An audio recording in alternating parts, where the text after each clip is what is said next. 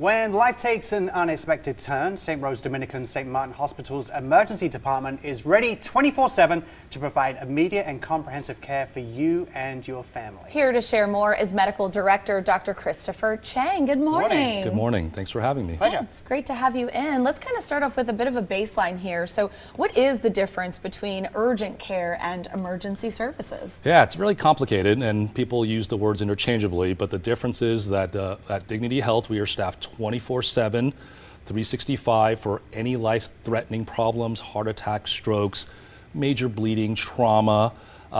If you have something that you want to see your doctor for, but they're closed or too busy, we think that's appropriate for urgent care.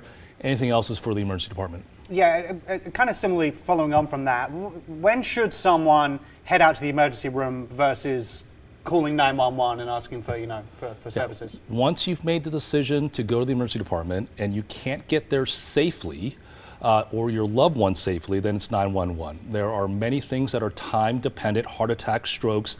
Time is muscle, time is brain.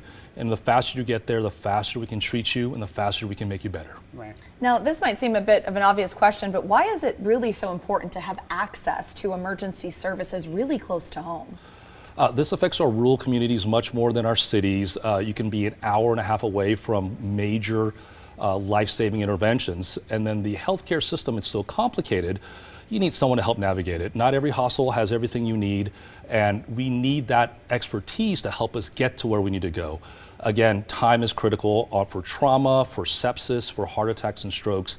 The faster you see an expert, the faster you can get better. I feel like we're just bombarding you with our questions this morning. Next one for you, Doctor.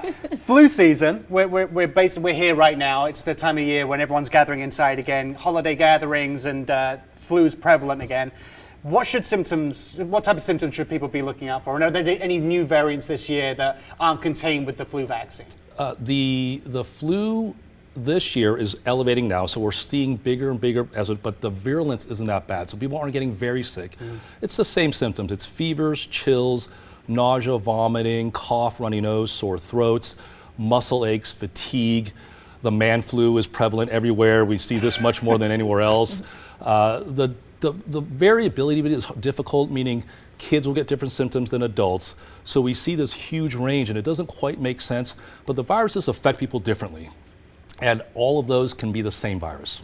Yeah. Right. How can we sort of protect ourselves or prepare ourselves and our families during this kind of season? Yeah, and this is where we get a little bit difficult. There's nothing eliminates it, but they all decrease the risk. So we talk about the flu shot helps eliminate severe disease, severe hospitalizations, very, very sick people, transmission, meaning a lot of times you get the flu shot not for yourself, but for your grandma or your grandpa or your baby that might get sick.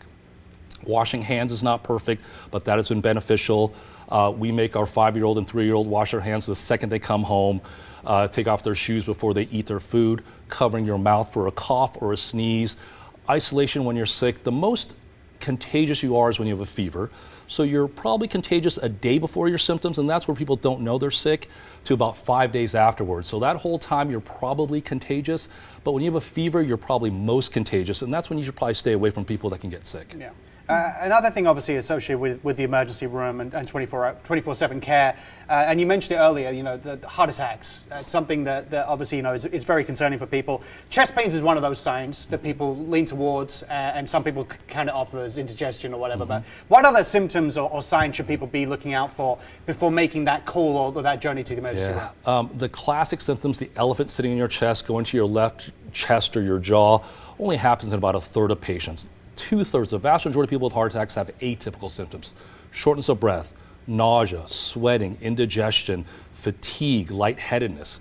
All of that, unfortunately, can be in the ballpark of heart attacks. So it's very difficult to diagnose, is why we need to go to the emergency department to get all this testing done to help us. Right. And sort of speaking about those symptoms, are there any differences between women and men? Yeah.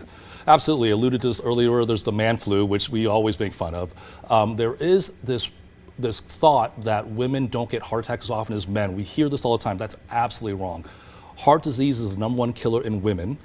There is a thought that hormones protect women a little bit, but at the end of the day, there's probably an anatomical difference.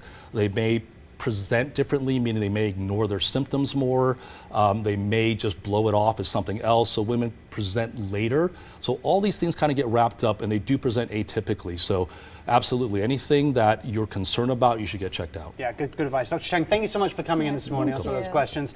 To learn more of the ways St. Rose Dominican, St. Martin Hospital's Emergency Department can help you and your family, head to dignityhealth.org/NevadaER.